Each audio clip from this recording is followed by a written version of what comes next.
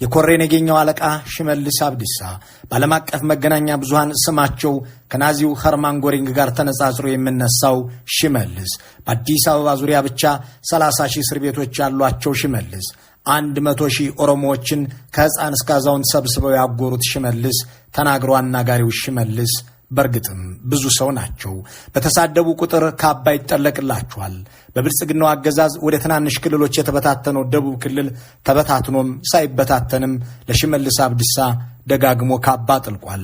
የአማራ ክልል መንግስትን ያህል ግን ደጋግሞ በሽመልስ ትከሻ ላይ ካባ ያስቀመጠ ያለ አይመስልም። አገኘው ተሻገር ርዕሰ መስተዳድር በነበሩ ጊዜ ለሽመልስ ረዥም ቁመት የሚመጥን ካባ አጥልቀውላቸዋል። አቶ ተመስገን ጥሩነህም ባህር ዳር ድረስ ወስደው ለአቶ ሽመልስ ይህንኑ አድርገዋል። ወጉ ይድረሰኝ ብለው አቶ አረጋ ከበደም ገና የቢሮአቸውን መግቢያና መውጫ በቅጡ ሳያውቁት ፕሬዝዳንት በተደረጉ በጥቂት ሳምንታት ነበር ሽመልስን ባህር ዳር ወስደው ካባ ያጠለቁላቸው። ባለፉት ዓመታት ጠቅላይ ሚኒስትሩ የክልል ፕሬዝዳንቶችን በግድያም በጦርነትም በሴራም በትዕዛዝም ሲቀያይሩ አቶ ሽመልስ አብዲሳን ግን አልነኳቸውም። ዛሬም ከለማ መገረሳ ነጥቀው በሰጧቸው የክልል ርዕሰ መስተዳድርነት ላይ አሉ። ባሳለፍነው ሳምንት በአዳማ በጠሩት ስብሰባ ላይም ለማ መገረሳን ከኦሮሞ ነጻነት ሰራዊት ጋር አገናኝተው ሸኔን የሚመራው ኩምሳ ሳይሆን ለማ ነው ሲሉ የመደመጣቸው ነገር ይፋ ሆኗል። አቶ ሽመልስ አብዲሳ የመጣላቸውን ዘለፋ፣ አለቃቸው የጎነጎኑትን ሴራ፣ ያሰቡትን ጥፋት፣ የፈጸሙትንም ተግባር አስቀድመው ወይም ከተፈጸመ በኋላ የሚናገሩ ሕዝብን የሚያስከፋ ነገር ደጋግሞ መናገር የማይሰለቸው አንደበትም ያላቸው ናቸው። ጥያቄው አቶ ሽመልስንና አብይን ያጋመደው ነገር ምንድነው የሚለው ነው። ይህንን ጥያቄ ይዘን ስንመረምር ብዙ ጉዳዮችን እናገኛለን። በ2012 አጋማሽ ከአርሲ አካባቢ የተውጣጡ የአገር ሽማግሌዎች በጠቅላይ ሚኒስትሩ ቢሮ ለስብሰባ ተጋብዘው በተገኙበት ወቅት የተነገረው ነገር ጠቅላይ ሚኒስትሩና ሽመልስ ያላቸውን ግንኙነት ለመመርመር መነሻ ይሆናል። አርሲዎች ከጠቅላይ ሚኒስትሩ ጋር ሲወያዩ በቦታው የነበረ አንድ ታዳሚ ጉዳዩን ለኢትዮ ፎረም ሲያስረዳ የአገር ሽማግሌዎቹ ለጠቅላይ ሚኒስትሩ ካነሱላቸው ጥያቄዎች ዋናው ሽመልስን የሚመለከት ነበር። ሽመልስን አንወደውም፣ እሱ በክልላችን ውስጥ ከነበሩ ፕሬዝዳንቶች ሁሉ እጅግ የተጠላ ሰው ነው። እኛ ለውጡን በሙሉ ልባችን እንድንደግፍ ከፈለክ ሽመልስን ከላያችን ላይ አንሳው በማለት መጠየቃቸውን ያስታውሳል። ጠቅላይ ሚኒስትር አብይ ለዚህ የሰጡት መልስ ግን የጠያቂዎቹን ፍላጎት የሚያረካ ሳይሆን ቅስማቸውን የሚሰብር ነበር። ሽመልስን አላነሳውም፣ አባቶቼ ይቅርታ አድርጉልኝ፣ እሱን ከርዕሰ መስተዳድርነት ማንሳት ብዙ ነገር ያሳጣናል፣ ኦሮሞ ብዙ ነገር ያጣል። ሽመልስን 10 ዓመት ሙሉ ደክሜበት ነው ዛሬ ለዚህ ደረጃ ያበቃሁት፣ ብዙ ኢንቨስት ያደረግኩበት ሰው ነው የሚል ነበር የጠቅላይ ሚኒስትር አብይ ምላሽ። በእርግጥ ይህንን ነገር መልኩን እየቀያየሩ በተለያዩ ወቅቶች ለተለያዩ ሰዎች ተናግረውታል። በ2011 ለማ መገረሳ ተጥለው አቶ ሽመልስ የኦሮሚያ ክልል ርዕሰ መስተዳድር ተደርገው ሲነሱ ሰዎች ሽመልስ አቅሙም ልምዱም እንደሌለው እያወቅህ እንዴት ትሾመዋለህ ብለው ጠቅላይ ሚኒስትሩን ጠይቀዋቸው ነበር። የሰጧቸው ምላሽ ለአርሲዎቹ ሽማግሌዎች ከተናገሩት እምብዛም የተለየ አይደለም። በዚያ ሰሞን በጉዳዩ ላይ ከጠቅላይ ሚኒስትሩ ጋር ተወያይቼ ነበር የሚል አንድ ፖለቲከኛ ሽመልስን መሾምህ ልክ አይመስለኝም ብዬ ስጠይቀው አለማምጄዋለሁ፣ እዚህ ቤተ መንግስት ውስጥ ከኔ ጋር እንዲቆይ ያደረግኩት የአመራር ጥበብ እንዲያውቅ ብዬ ነው ብለው ነገሩኝ ሲል ለጣቢያችን ተናግሯል። ቀጥሎ የሚነሳው በእርግጥ ጠቅላይ ሚኒስትሩ ለአርሲ አባቶች እንዳሉት ከአቶ ሽመልስ ጋር ያላቸው ወዳጅነት እንደተባለው ከ2010 በፊት 10 ዓመታትን የሚያስቆጥር ነው ወይ የሚል ነው። መልሱ 10 ዓመት ባይሞላም ሁለቱ ሰዎች ጥቂት ጊዜያትን በጌታና ሎሌ መልክም ቢሆን ግንኙነት አላቸው የሚል ነውና ለዚህ ማሳያ ጥቂት ማስታወሻዎችን እንግለጥ። አቶ ሽመልስ አብዲሳ ከአብይ ቀድመው የኦህዴድ ይፋዊ አባል የሆኑ ሰው ናቸው የሚሉ ጓደኞቻቸው ከዩኒቨርሲቲ ተመርቀው ስራ አጥተው በርከት ላሉ ጊዜያት በዳኛቸው አሰፋ አማካኝነት ከተዋወቋቸው አንድ ዲያስፖራ ቤት ተጠግተው ይኖሩ እንደነበር፣ በዚህ ወቅትም አንድ የኦህዴድ ሰዎችን ቀርቦ የሚያውቅ የዲያስፖራው ሰው ጓደኛ ሽመልስን ከአባዱላ ጋር እንዳገናኘ፣ በዚህም ኦሮሚያ ክልላዊ መንግስት ውስጥ የአንድ ቢሮ ኃላፊ አማካሪ ሆነው ስራ እንደጀመሩ ያስታውሳሉ።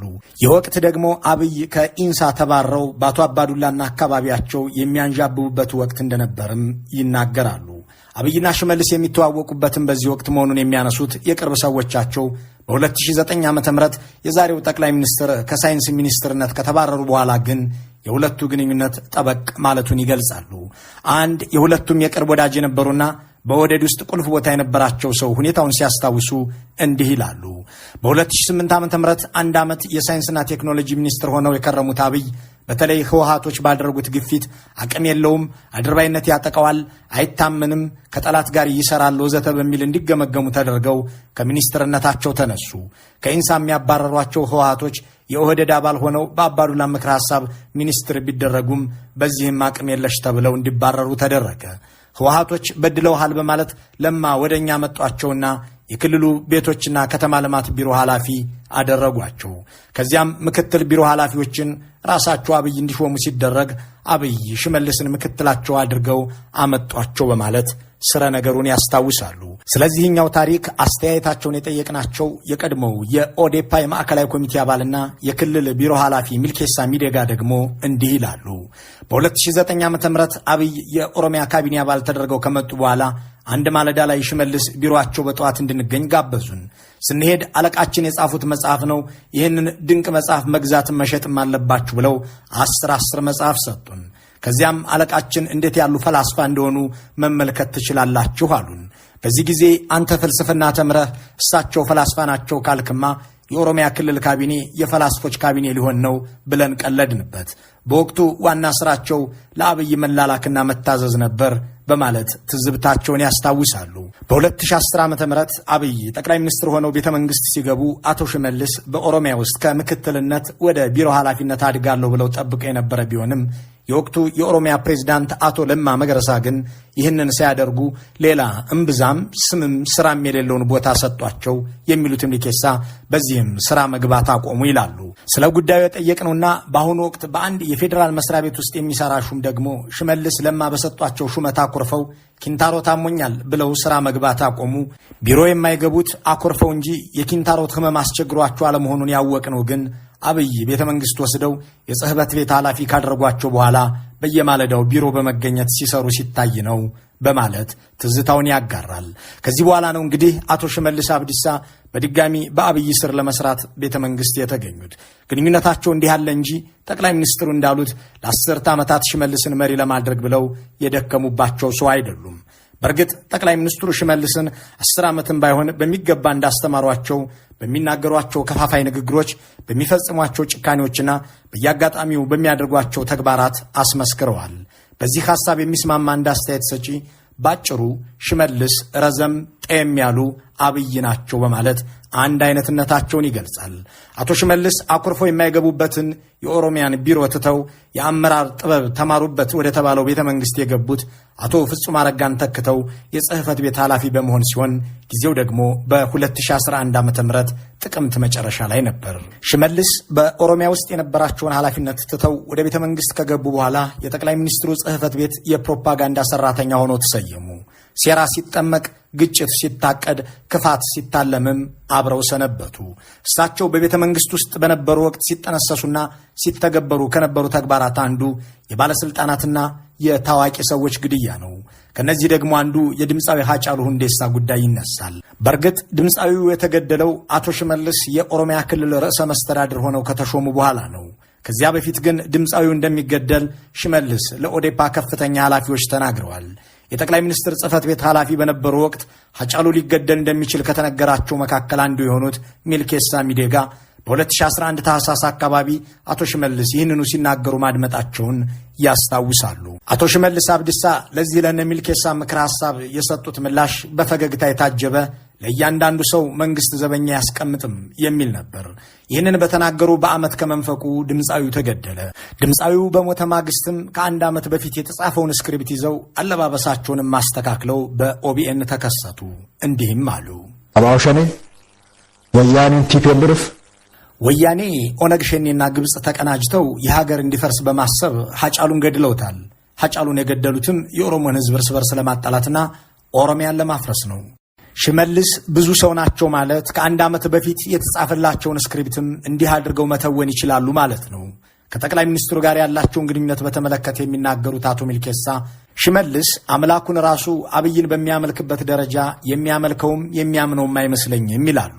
አቶ ሽመልስ አብዲሳ ከ15 ዓመታት በፊት በነዳኛቸው አሰፋ አመቻችነት በአንድ ኢትዮጵያዊ ዲያስፖራ ቤት እየኖሩ እንዲማሩ ሲደረጉ ከአዲስ አበባ ጊንጭ መመላለሻ የሚሆን የትራንስፖርት ገንዘብ ይቸግራቸው የነበሩ መሆናቸውን የቅርብም የሩቅም ሰዎች ያስታውሳሉ።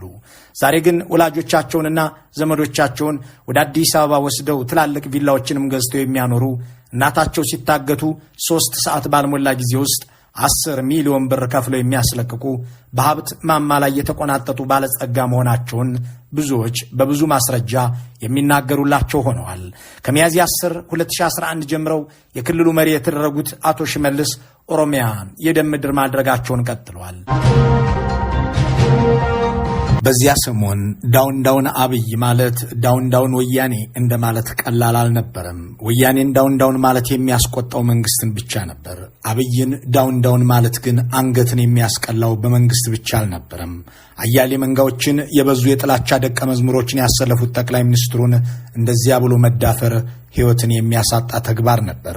የአቶ ጀዋር መሐመድ ደጋፊዎች ግን መሃል ቦሌ ላይ ይህንኑ ተናገሩ። ጥቅምት 12 2012 የጭንቅ ቀን ነበር።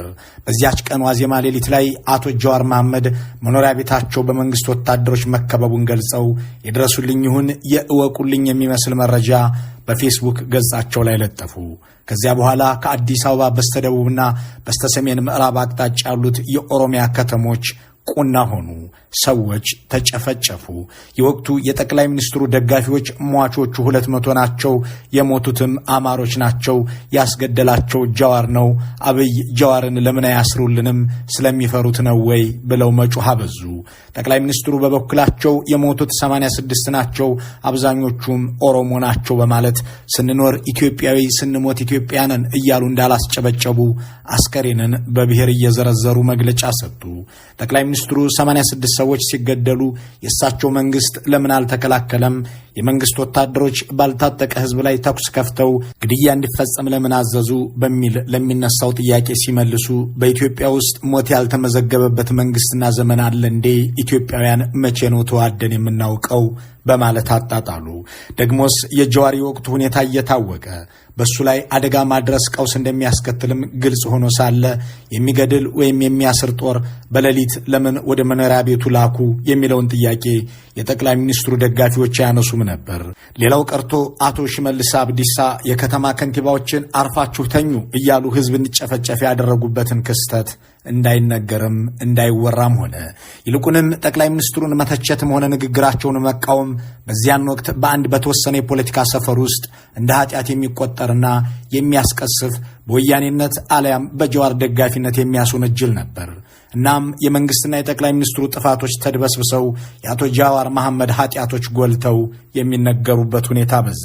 ይህ ከሆነ ከ5 ዓመታት በኋላ ሰሞኑን እንደ አዲስ መነገር ጀምሯል። ለገሰት ሁሉ የተባሉት የብልጽግናው ሹም አቶ ጀዋርን ከበቡሽና ከቡ እያሉ አላግጠውባቸዋል። ተከበብኩ ያሉበትና በርካቶች የተገደሉበትን ያንን ሌሊት ለማስታወስ አልመው መሆኑ ነው። ያገዛዙ የፕሮፓጋንዳ ልሳን ፋና ቴሌቪዥንም ስለ አቶ ጀዋር በሰራው ዘገባ ላይ ተከበብኩ ብሎ የኢትዮጵያ ልጅ ያስፈጀ ብሏቸዋል። የብልጽግናው አገዛዝ የድሮቹ መሆኑ የአሁኖቹ መንጋ ደጋፊዎች ደጋግመው የሚሉት ነገር ይህ ነው። አቶ ጀዋርን ተከበብኩ ብሎ ህዝብ ያስፈጀ ሲሉ እነሱ ህዝቡን ግን የፈጀነው እኛ ነን እያሉ መሆኑን ይዘነጉታል። ህወሓት 1 ሚሊዮን ህዝብ አስጨፈጨፈ ብለው ሲናገሩ በህወሓት ሰበብ 1 ሚሊዮን ህዝብ ጨፈጨፍን እያሉ የእምነት ክህደት ቃል እየሰጡ መሆኑን ልብ አይሉትም። ፋኖና ሸኔ የአማራና ኦሮሞን ህዝብ አስጨረሱት ሲሉ ጨራሾቹና ገዳዮቹ እነሱ መሆናቸውን እያመኑ ስለመሆኑ ይረሱታል። በሰላም ታገሉኝ፣ በጥይት 1000 ዓመትም አታሸንፉኝም የሚለው የብልጽግናው አገዛዝ ስለ ሰላማዊ ተቃውሞ የሚናገሩትን አቶ ጀዋር መሐመድን የሚያጣጥል ይፋዊ ዘመቻ ጀምሯል። በዚህ ዘመቻ ላይ ተደጋግሞ የተነሳው የተከበብ ያለው ጉዳይ ነውና እሱን እንመረምራለን። በዚያች ዕለት ጀዋር ተከበብኩ ካሉ በኋላ ከአብይ ጋር ተገናኝተው ምን ተባባሉ? በብልጽግናው ስብሰባ ውስጥ የነበረው ክርክር ምን ይመስል ነበር?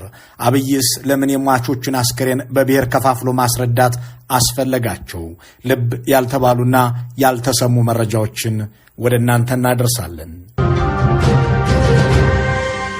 በዚያን ቀን ምሽት ሽመልስ አብዲሳ ወደ ቢሮው እንድመጣ ጠይቆኝ እሺ ብዬ ሄድኩ። ከሽመልስ ጋር እያወራን እያለ ጠቅላይ ሚኒስትር አብይ ሳላስበው በሩን ከፍቶ ገባ። ልክ እንደገባ እጄን ይዞ እውነት ልገድልህ የሞከርኩ ይመስልሃል? እውነት እኔ ነኝ የምገድልህ ሲለኝ ባላሰብኩት ጊዜ መጣ። ያልጠበቅኩት ጥያቄ ስለሆነብኝ መልስ ሳልሰጠው አይኑን ተመለከትኩ። መልስ ሲያጣ በእናቴ እምላለሁ በተፈጠረው ነገር ውስጥ እጅ የለበትም አለኝ። መዳፌን በመሐላ መልክ እየመታ ለመሐላው እንድመልስለት እየጠበቀኝ መሆኑን ስረዳ ስለተፈጠረው ነገር የራሴ ጥርጣሬና የደረስኩበት ድምዳሜ አለኝ። በእናትህ መማል የለብህም። በእኔ ላይ የተሞከረውን እርምጃ አዘህ ከሆነ ከባድ ስህተት ነው። የመገዳደል ፖለቲካ ለአገርና ለህብረተሰብ ከፍተኛ አደጋ ያመጣል። በተለይ የኦሮሞ ህዝብ በመሪዎቹ ግድያ የከፋ ጠባሳ አለው። በዚህ ጥቃት ሞቼ ቢሆን ኖሮ ኦሮሞ እኔንም አንተንም ያጣ ስለነበር ፈጣሪ እኛንም ሆነ ህዝባችንን እንኳን አተረፈ።